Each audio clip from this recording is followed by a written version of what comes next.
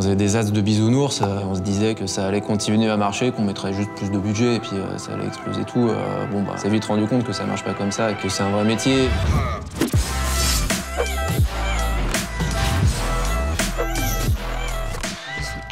Je suis la directrice marketing de Biloba. Biloba, c'est une application de télépédiatrie par messagerie instantanée. Ça met en contact tous les parents avec des professionnels de santé en pédiatrie en 10 minutes. Ça fonctionne par abonnement. On pense que la santé va passer par sa consumérisation. Donc on est un acteur très consumer. C'est un abonnement illimité et on pense que c'est ça l'avenir de la santé aujourd'hui. Aujourd'hui, les parents sont dépendants des systèmes de santé. J'ai rendez-vous chez le médecin, je dois attendre qu'un médecin soit disponible pour me recevoir. Là, c'est l'inverse. C'est vraiment la santé qui se met au service des parents. Biloba est à cheval sur deux secteurs, le secteur de la santé et le secteur de la parentalité. Ces deux secteurs qui en France sont très concurrentiels, le secteur très chargé avec des acteurs historiques. Nous, on est petits, avec une petite équipe et des petits moyens au début.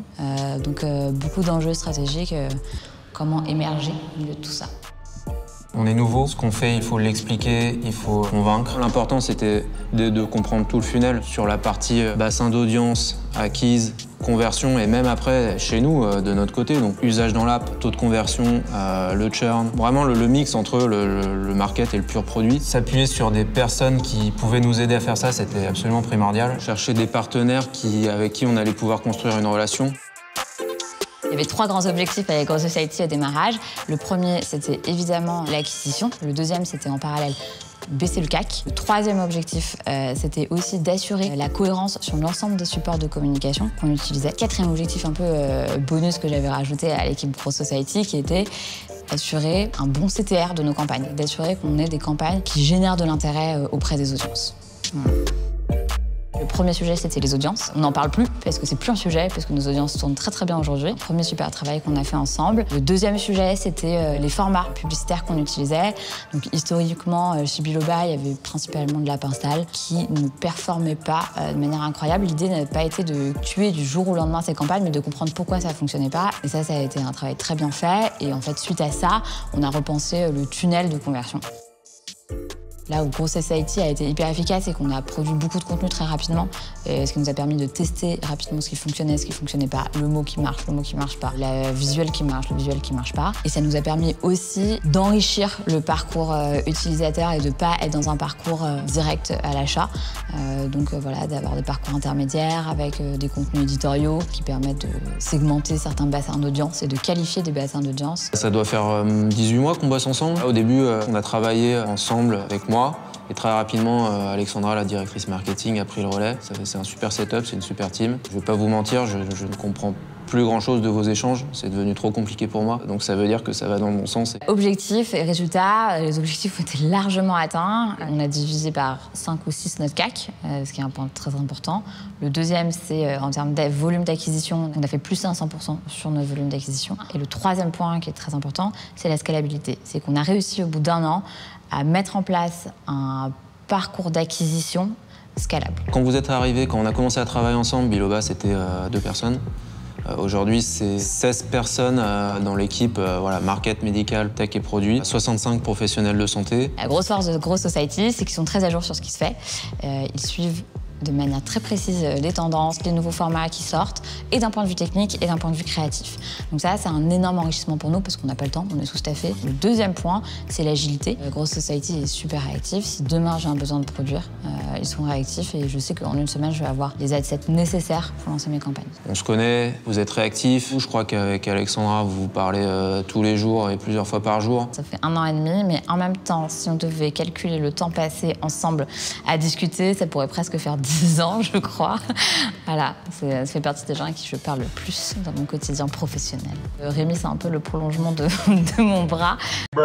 Gros point, on est en confiance. Je sais que quand je demande quelque chose, c'est implémenté dans la journée ou dans les 48 heures, ce qui est extrêmement rare quand on travaille avec des agences. Et pour venir d'agence, je sais de quoi je parle. La grosse différence pour moi, c'est l'implication business. C'est la compréhension des enjeux business d'une boîte. Ça, c'est énorme. De ne pas être dans une relation purement transactionnelle, mais dans une relation aussi de conseil. Je ne recommanderais pas Grow Society. Je veux garder l'exclusivité. Non. Non, parce que sinon, il y aura moins de temps pour nous. Évidemment que je recommande, allez-y, Pas trop, mais allez-y. Je dirais surtout à la boîte à qui je vous recommande, est-ce que vous êtes prêt à vous faire un peu bouger, secouer en tout cas, si vous avez déjà des principes ou des croyances sur la croissance et les ads et le market, d'être prêt à tout péter pour vous suivre. Yo tout le monde, c'est Rémi, cofondateur de l'agence Growth Society, et c'est moi qui vais vous parler de la mission Biloba. On rencontre Benjamin à un moment charnière pour sa boîte. Il vient de se séparer de son associé et il cherche une équipe pour pouvoir relever le défi du growth et de l'accompagner sur les différents leviers d'acquisition. Forcément, c'est tout de suite quelque chose qui m'a chauffé et qui nous a donné envie. En tout cas, c'est des défis comme on l'aime, où on part de pas grand-chose et l'objectif, c'est d'aller faire quelque chose de très grand. Lorsqu'on débute une mission chez Growth Society, on commence toujours par un audit. On regarde ce qui a été fait, on regarde quelles régies publicitaires ont été utilisées, comment, la structure des différentes campagnes, qu'est-ce qui a été testé en termes de ciblage, en termes de créa, en termes de message et aussi au tracking. Est-ce qu'on mesure efficacement les bonnes données? On va aussi, bien entendu, s'intéresser à tout ce qui est tunnel de conversion pour savoir ce qui se passe, comment c'est fait. Une fois qu'on a fait tout ce travail-là, on est capable de proposer une roadmap sur 3 mois, adaptée à la situation et cohérente par rapport aux objectifs qui sont fixés. Sur le compte de Biloba, il y avait déjà un petit peu d'historique parce que des premières régies avaient été lancées. Néanmoins, quand on récupère le compte,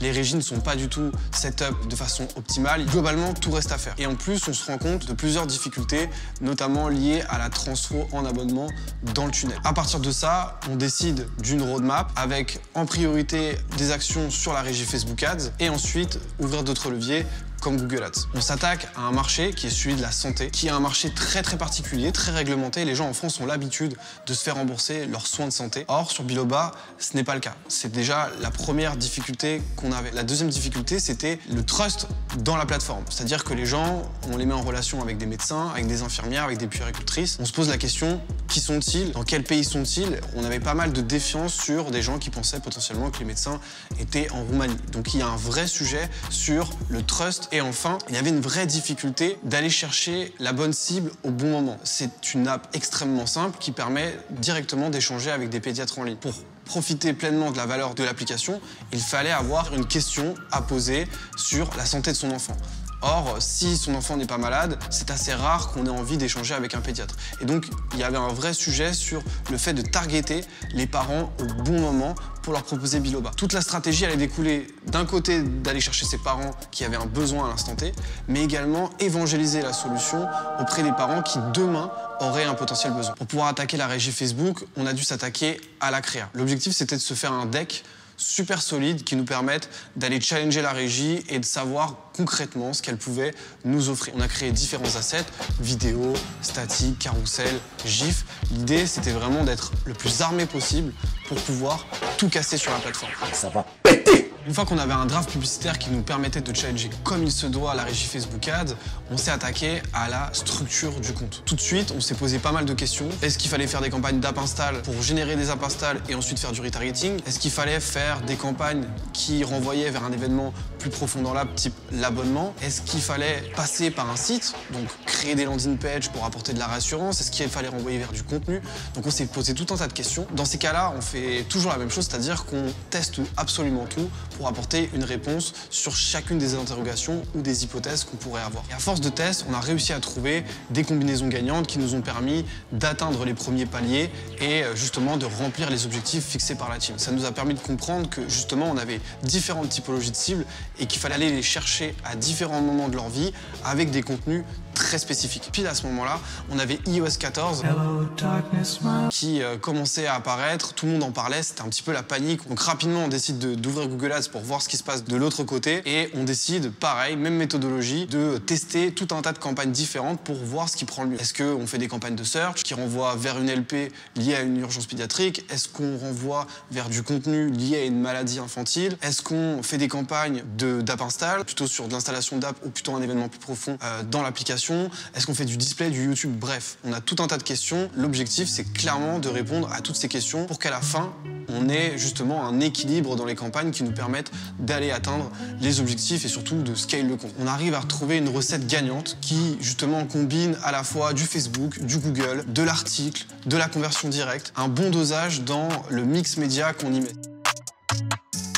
Après vous avoir résumé la situation, l'idée c'est de revenir sur ce run mois par mois et vous présenter l'évolution des performances du compte. Là vous voyez en fait un graphique qui vous montre l'évolution des abonnements dans l'app. Le premier mois que vous voyez, c'est le premier mois où on récupère le compte, enfin en tout cas on le récupère depuis 2-3 semaines, le temps de faire les assets créatifs et de relancer une structure. Et tout de suite ça prend, tout de suite on observe une dégradation du coût par abonnement de quasiment 2, on a quasiment divisé par 2 les coûts par abonnement, tout en augmentant le volume à aller chercher. Donc à ce moment-là, on est hyper content. On se dit c'est super, ça commence sous les meilleurs auspices et on va tout casser sur ce compte. Le mois suivant, l'équipe Biloba décide de changer le tunnel de conversion. Alors, pour rappel, avant, sur Biloba, on pouvait rentrer dans l'application et essayer en échangeant, en pouvant poser quelques questions en fait à des professionnels de santé pour voir leur valeur avant de s'abonner. Les équipes de Biloba décident justement de changer ce tunnel et d'obliger les personnes à payer. Donc tout de suite, le mois suivant, ça se ressent. On a plus de mal à convertir. Du coup, il faut trouver des solutions. On va continuer de tester pour trouver une recette gagnante pour aller chercher de la croissance. On a 2-3 mois jusqu'à mai en fait où on fait toute une batterie de tests. On essaye justement d'aller chercher de la croissance. C'est un petit peu poussif. Forcément, quand on fait des tests, il y a des tests qui ne fonctionnent pas, donc on perd aussi un peu de budget. On est quand même très stable en termes d'abonnements. On ne dégrade pas le nombre d'abonnements. Néanmoins, on n'arrive pas à aller chercher plus de volume. À force d'itération, à force de tests, tout de suite, vous voyez sur le mois de juin une explosion du nombre d'abonnements et justement une division du CPA quasiment par 3 ou 4. À ce moment-là, on se dit super, on a trouvé une recette qui fonctionne. L'idée, c'est de voir si en augmentant le budget, finalement cette courbe elle continue de croître ou est-ce que on atteint un plafond de verre sur telle ou telle typologie de campagne. Donc le run se passe bien, l'été est assez stable et ensuite on arrive sur la période de septembre où on reprend une petite croissance et là ça explose entre octobre et janvier. Je tiens à préciser que sur ces périodes-là, il n'y a aucune augmentation de budget sur les régies. On reste sur un budget stable, simplement on va chercher de la croissance chaque mois. Et ça, c'est la courbe que chaque marketeur rêverait de voir sur ses comptes et c'est vraiment une courbe qui vous fait dire ok, on va dans le bon sens, le travail il est fait et il est bien fait. Évidemment, on ne s'attribue pas le mérite de cette courbe à notre seul travail.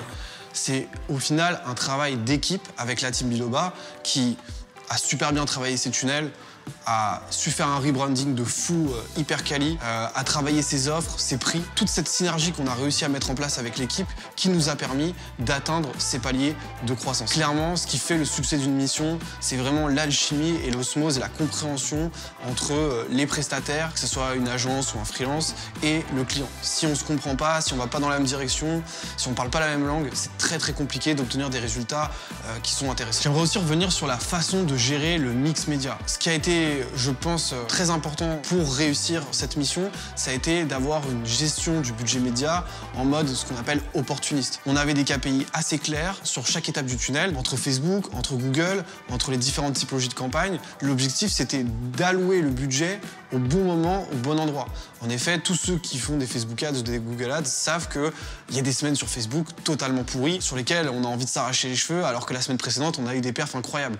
Et ben, c'est de ça dont je parle, de surveiller les campagnes comme du lait sur le feu et être super réactif au moment où on décèle des problématiques. L'objectif, c'est évidemment pas de toucher les budgets tous les 2 jours, pas du tout.